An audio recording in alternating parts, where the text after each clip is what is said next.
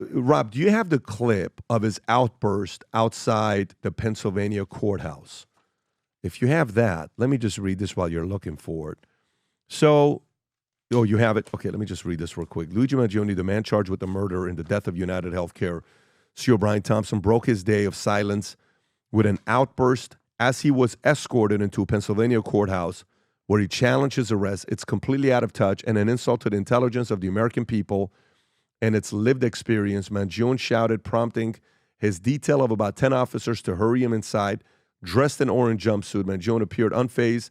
He was seen whispering with his attorney, Thomas Dickey, great last name, glancing at reporters and mumbling to himself at the Blair County Court hearing around 2 p.m. Prosecutors say he has $8,000 in U.S. cash and $2,000 in foreign cash, masks, a passport on him, in addition to a ghost gun and a silencer resembling the weapon killed to kill Thompson when he was apprehended by police in Altoona on Monday. Go ahead, Rob. Down. Oh, back up. That's completely out of touch. And an insult to the intelligence of the American people and its lived experience. Complete insult to the intelligence of humankind. To the American people? Can you play it again on what Rob. he says? Did you catch what he said, Rob, or no? Insult to the intelligence little bit of the back. American people. Yo, and why won't they won't let him say nothing? Like, he could talk. Oh, back up. That's completely out of touch. Out of touch. And an insult to the intelligence of the American people and its lived experience. Okay, it's really Insult three to things. the American intelligence of the American people and their lived experience. And their lived experience. Yes. Right. And their lived experience. So I got something here yesterday that was sent to me that I was reading, and I kind of showed it with you guys with Tom. Okay, Rob, if I'll text this to you, if you don't mind showing this, I'll keep reading it so the audience can see it as well on the timeline of what happened here. Okay, so it was interesting reading this. The story says, born into a wealthy family, attends a $40,000 a year private school, becomes valedictorian, earns a bachelor's and master's in computer science by 26, no criminal record, no behavior red flags, clean slate, sharp-dressed, photogenic, active on social media, vacations abroad, post-polished photos, looks like he's thriving, lands internship and builds a resume that screams success, spends free time exploring AI, mushrooms, and self-optimization trends, writes a Goodreads review on Ted K. Sprinkles and Safe Edgy, joins the professional world, follows the system scripts perfectly, no sign of instability, just another rising star in tech scene, disappears with friends for 3 months, then he kills the CEO. What happened for those 3 months? Who are the friends? What do we know about him? Now, while this is going on, 50 Cent posted something, Rob, if you don't mind pulling this up on 50 Cent. 50 Cent posted this on Instagram. On Instagram, he posted a picture of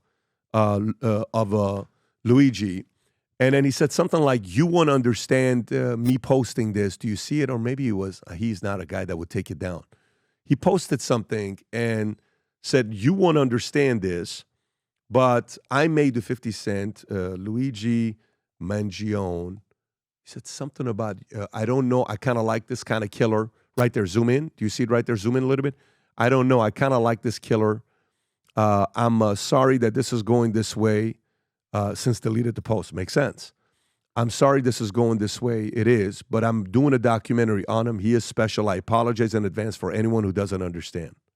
50 Cent said this about the guy. So, Vinny, what do you know so far about what's going on since the last podcast? And you mentioned this yesterday in the prep. It doesn't make any sense. Like I keep hearing these stories. Every time something like this happens, I take a step back. Like when Adam, when you say, follow the money, sometimes I'm like, what is happening? What makes somebody do something like this and it came out of nowhere and it's a complete shock to everybody? In the book Chaos, remember the book Chaos that Candace told me to recommended by Tom O'Neill? Pat, it was talked about the CIA, Charles Manson, and all the 60s and what they were doing back in those days.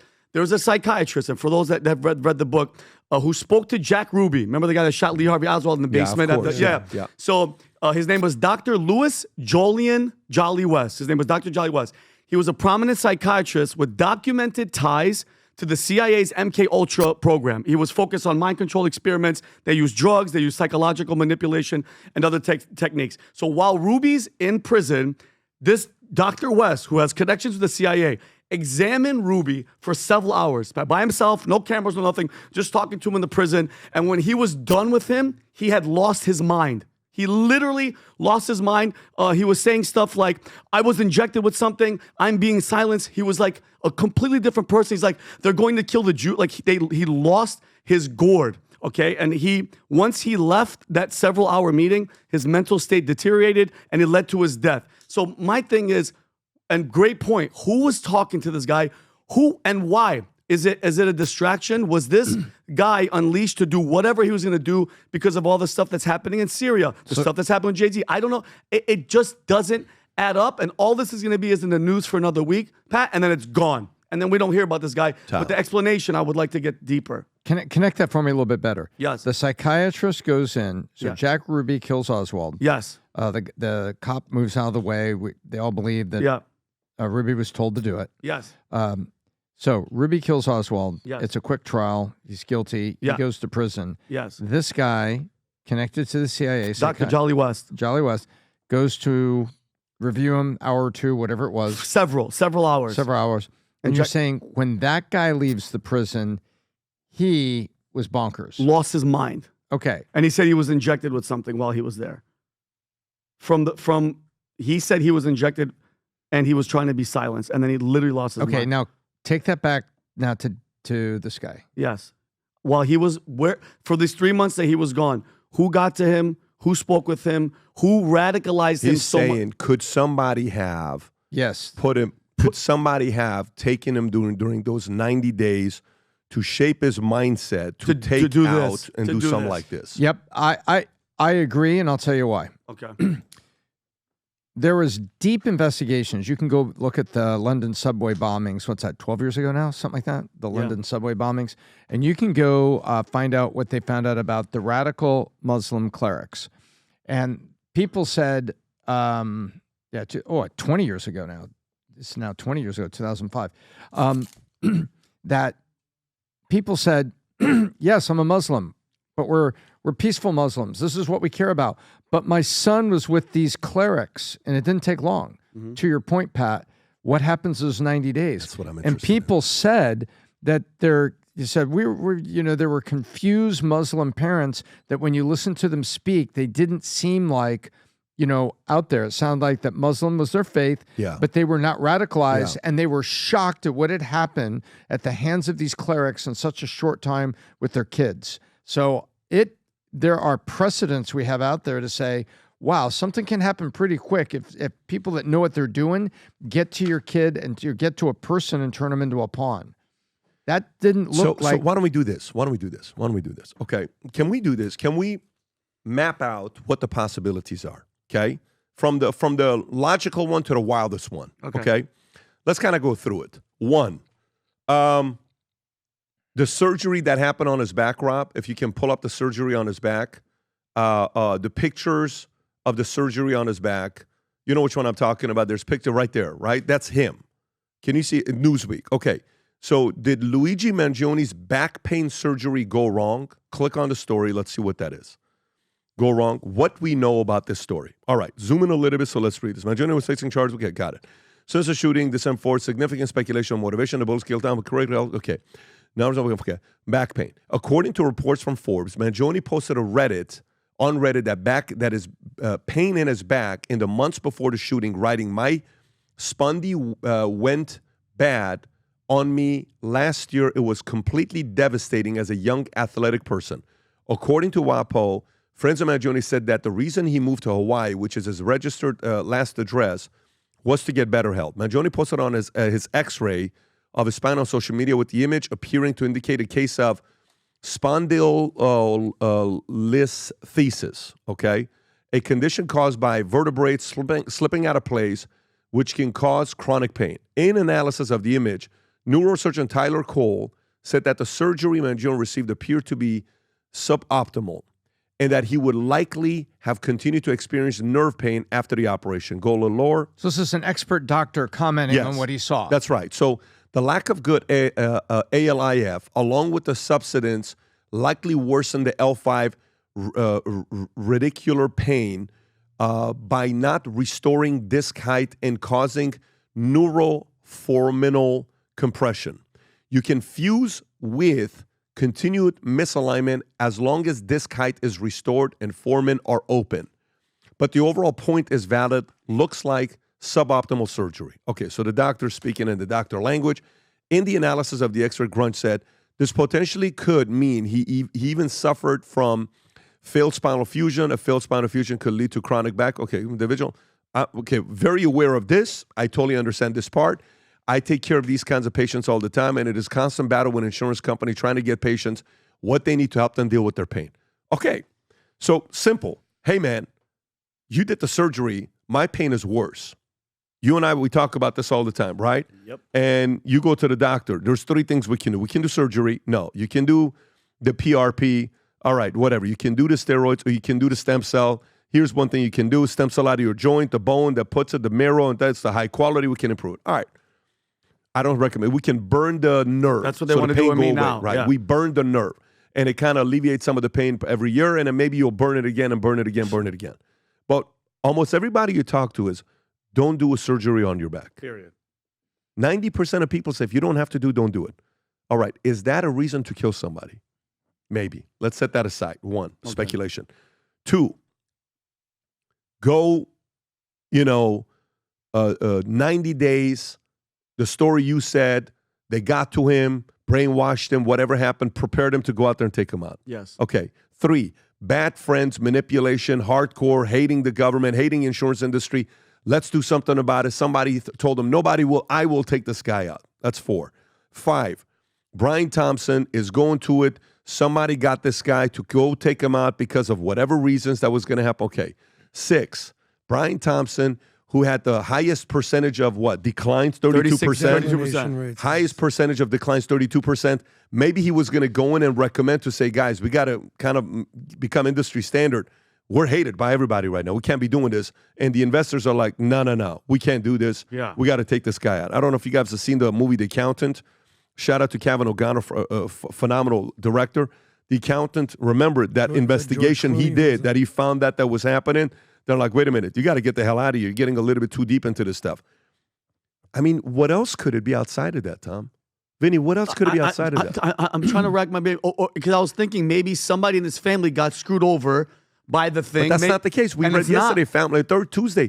Family's a very, very well-off family. 37 grandkids. He's one of the 37 grandkids. The rest of them are doing apparently fine. And he's the guy that kills the CEO. And that's when you have to ask yourself a question. Because when we talk about MK Ultra, you talk about the CIA, people want to just brush you off. From the 50s to the 70s, they were doing this stuff. Verbal manipulation, LSD, drugs.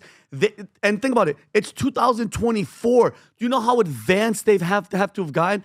I don't know the actual motive. Is it to distract us? Is it because they wanted to actually take this guy out? It doesn't take that long. If it took Jolly West, and this is documented, this psychiatrist worked with the CIA imagine that was for a couple hours with Ruby. If you have 3 months with this guy, easy money. Just the way he did it. Guys, Tom, I'm an expert marksman and 2 guns, okay? If I had a gun and you shoot all the time, why are you stopping, sitting while he's walking away, a moving target, and you're doing this? A real shooter, you just walk up, bow, 1 shot behind the head, and you walk away. This was just boom, like a robot. It doesn't match. It doesn't make sense. Where are you going with that? Doesn't match as in like the shooting, the killing. He's not a shooter. So it's not a pro hit. Yeah. Exactly. It's not a pro hit. So did you see the other picture? The picture with the eyebrows. The fact that the eyebrows don't match. They don't match. Have you seen that one, Rob? Luigi Mangione. You type in eyebrows, and everybody's talking about not that one. It's the other one right there. No, there's one that's a better one that shows the eyebrows just don't match. One eyebrow. The eyebrows were more divided in that picture. Yeah. Well, I don't know if it's that one or not. Anyways. And can I ask you a question? Yeah. Do you think, is he going to be able to talk? Are we going to hear him? Are we going to be able to hear why and what? Is he going to be on one of those interviews where we could sit with him? You really think so? I'm very intrigued to find out who's going to talk to this guy. That's it right there. Like he has some bushy eyebrows. That's before. That's when the shooting happened, and now all of a sudden he's grown. He looks Middle Eastern from there, but I don't know. I don't see us talking to this guy. Adam, what do you think? This is a very disturbing situation because let's just start some facts and then some opinions, and I want to give you some quick headlines. Allegedly, and we're going to use that word very lightly, this guy just murdered this guy in cold blood from behind, 6 a.m, silencer, gun, boom, dead. So my question is, why are so many people sympathetic to this guy? Specifically on the left, why do so many people on the left treat this guy as a hero? I'm in a group chat with a bunch of my buddies. They're like, he did the right thing. They needed to do this. I said, he needed to cold-blooded murder the CEO of this company? Here's this guy, Brian Thompson, came from a middle-class family, worked his way up, became CEO of a massive company. We all understand what that. But then you read some of the headlines, and what I'm trying to do is unpack why people feel a certain way about this, right? So the alleged killer has ill will toward corporate America. We understand that. Corporate profits. UnitedHealthcare, double what the industry average of declination rates was. Joe Rogan had some things to say. He was speaking with Quentin Tarantino. He said the following. Healthcare industry. It's effing gross. It's a dirty, dirty business. The business of insurance is effing gross, especially healthcare insurance. It's effing gross. That's Joe Rogan. We saw what Burger King, I'm not sure if it was true or not true. What happened with that? I texted this, Rob. If they actually did this, they said, Burger King, we don't snitch. Almost mocking. But wait a minute. The fact that I said I didn't find it on their Twitter account. That's what I'm saying. I don't know if it was true or not true. Yeah. So I don't think they tweeted this. The point is, people are making a joke of someone being murdered in cold blood. But can you explain why you put that? Why did Burger King say we don't Because he was snitch? caught in McDonald's, and McDonald's basically called the cops on him, as they should if a man on the run. And when they did, what ended up happening is Google, McDonald's got so many negative reviews that Google had to pull the negative. Is this the part, Rob? Here's the put part this right up here. real quick, 30 seconds. Just put this up. It's the McDonald's where he was spotted. It's called review bombing. Negative, even one-star reviews have flooded the restaurant's Google and Yelp pages, forcing the two companies to remove the comments. Some of them had terms like rats and snitches. And even before Mangione was identified, legions of online... Yeah. It's disgusting to the point where people are just mocking murder. So in New York, New Yorkers celebrate the assassination of UnitedHealthcare CEO with a look-alike contest. This is the winner right here. The winner, you know how much money the winner won from doing this, from doing a look-alike contest from the murder? You know how much money they won? A whopping, ready? $50. Right. They held a controversial shooter look-alike contest in Washington State Park, mocking the assassination of UnitedHealthcare CEO Brian Thompson. So there we go. And then you had the girl Taylor Lorenz, we talked about her on Piers Morgan, saying, I felt joy about this. Guys, this guy was murdered in cold blood. What's the professor, Rob? Pull up the professor. Yeah, the professor. Here we go. There's a professor of Columbia. This is her? Penn. Oh, no. Was it Penn? Play this clip, Rob. So I can't play it. She has music in the background, but this is the clip. I've never been prouder to be a professor at the University of Pennsylvania. Okay, Penn, here it is. Blue hair. No, here it is right here. Julia Alexievna faced backlash after celebrating Luigi Mangione, celebrating him. She is a socialist and an anti-fascist on TikTok, including where she wrote, I have never been prouder to be a professor at the University of Pennsylvania, accompanied by the song, Do You Hear the People Sing? She reportedly called Mangione the icon we all need and deserve. What a disgusting, Absolutely unbelievable. Like, what the hell are you... Bro, yet again, the left is showing their freaking true colors, man. It's unbelievable. It's unbelievable. You know, my interest is understanding why so many people are treating this guy like a hero. Well, what people? You saw what he wrote. This isn't new. You saw what he wrote on the bullets. It was deny, defend, depose. Okay. The number one Guys, cause this for is not bankruptcy new. in America are medical bills. There's something going on here, and not that I'm condoning this whatsoever, but it is helping create a conversation. We've done so many episodes on hospitals ripping people off per night that they're staying there. Health insurance. I left the health insurance industry specifically because of how it was half the time. Like every single time you wanted to use something for The services, well, this is going to be this. Well, I don't know about this. And well, I don't know about this. Well, I don't know about this. And then you watch John Q. And John Q was a movie where it's like, dude, like this is a little out of control.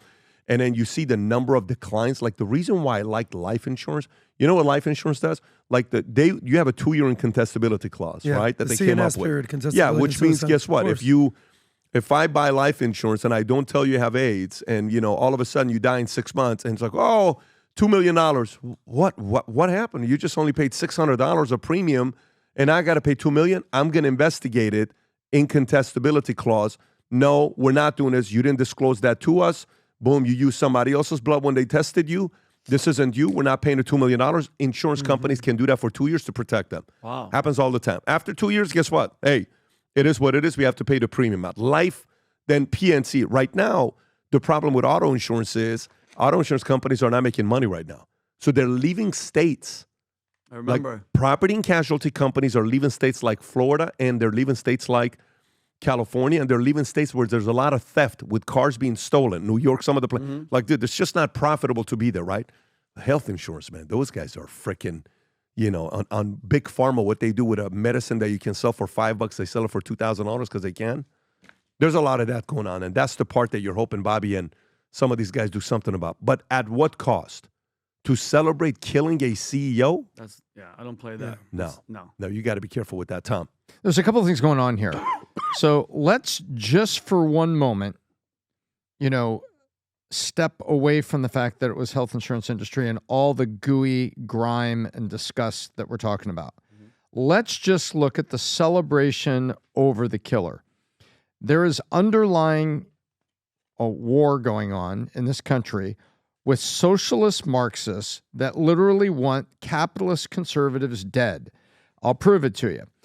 Do you remember the Boston bombing? The two brothers, Yeah, of course. Sarnov, I think it was TSA. Tsarnaev. He ended up on the cover of Rolling Stone. Yeah, Rolling Stone. He's 'cause he on was the a cover hot of Rolling terrorist. Stone as the Unbelievable. hot terrorist and Yeah. being glamorized. Ridiculous. Let's remember what happened there. That a week prior, 2013. he ran over his brother, killing him in the police chase. Do you remember that? Yes. He ran over his brother. Yeah, of course. Who the two of them that had made the crock Pressure pot, cooker. Yeah. the pressure cooker crock Yes. pot bombs with nails and everything in there It designed to was go 10 off years like ago, a 11 grenade. years ago, right, Tom? More than that, isn't it? I want to say it was 2013. I could be wrong. 2013. Yeah, Yep. okay, there it was. So remember the romantic moment they had with him. It's the same. Forget about healthcare just for a second. It's the same romantic response from certain members of the left, socialist Marxists, that like it when they think of these guys as freedom fighters. They think of these guys as soldiers in their cause. Don't mistake that. Yeah. That's why they're like, I've never been prouder. Oh, this guy.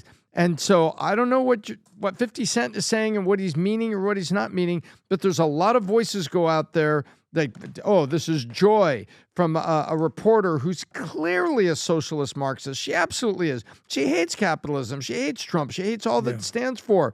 She's there. There is a romantic love when one of their guys breaks through because it's simple. They think he's a soldier. And I think it's such a great point because the Boston bomber, how they romanticize this guy, put him on the cover. There's a direct line from this guy, an actual terrorist who killed Americans in the Boston bombing, right to the Gays for Gaza Brigade, basically celebrating Hamas terrorists killing innocent people. There's something going on there with the far left. What about the remember the night? You're right, Remember- Adam. They think the left Marxist thinks they're soldiers. I've never been more Freedom proud fighters. to be at Yeah. University of Penn because we helped educate, and this Yes. guy is a soldier in the cause. And look at the people that are Rob. showing up. Yeah. Remember the Night Stalker, serial killer and rapist in California. You remember this guy, Richard Ramirez? Bro, he got married. Girls were coming and they had a crush Guys, on it this just guy. happened recently with Wade Phillips. What was the guy's name? Wade, not Wade Phillips. Wade Wilson. Wade Phillips was the Wilson. coach. No, Wade Wilson, this guy. Who's this guy? Who girls were Girls love crazy the guy. about for Like this guy. it's like, oh, The hand he signals rapes he and would kills do. women, and they're Yeah. like, he got married Well, while he was listen, in jail. totally Think about it. understand When, that. like the professor thing. Oh, You know, man. Neil deGrasse Tyson, I'm not bringing him into this, but when you've built nothing and you're just, all you do, those that can't do, teach, and you're just in school and you're getting educated and you're in these Marxist universities, you've never built a company, you have no employees, Let's go to all the you next want to story. do is take. Yeah, I can't tell you how many DMs I got from people telling me, Pat, I want my Christmas hat. Where is it? Well, the reason it wasn't shipped yet is because we sold 1,000 more than we had, and that hat just arrived yesterday. We just shipped out 1,000 of these, I think, today. That's going out. And by the way, for those of you that want it that you didn't get it because it was gone, we got a few hundred more for you to get. And if you order before the 15th, you can gift this to a family pre-Christmas. Nice. And people are buying 5, 10, 15 of these at a time to gift somebody because it says Merry Christmas. It says Future Looks Bright, Valuetainment here, and Future Looks Bright here. These are, if you're somebody that's church going and you like the actual word Christ, Merry Christmas, these are here as well. Limited supply left just for this season. And then these sweaters, I saw Chris Mano, shout out to Chris Mano. The Happy Holidays crossed out Merry Christmas. Incredible quality sweaters are here. You can go to VT Merch. And last but not least, these hoodies, okay? These hoodies that Tom works at Equinox late at night. These ugly sweater hoodies we have officially. Valuetainment is on there as well on vtmerch.com. Place your order. If you place the order now, you will get it pre-Christmas. We're shipping these things out. Again, for Christmas gifts, get these out. It's become a big hit. Future Looks Bright combined with Merry Christmas. If you enjoyed this video, you want to watch more videos like this, click here. And if you want to watch the entire podcast, click here.